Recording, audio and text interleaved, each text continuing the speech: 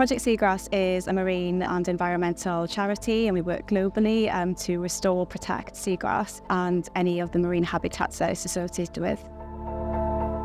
Seagrass habitats have many advantages. They sequester carbon by keeping carbon locked within the sediment. They are an important biodiversity ground for all manner of species, but especially for commercial fish stocks. They are also really important habitats for stabilising the sediment and protecting against sea level rise and climate change.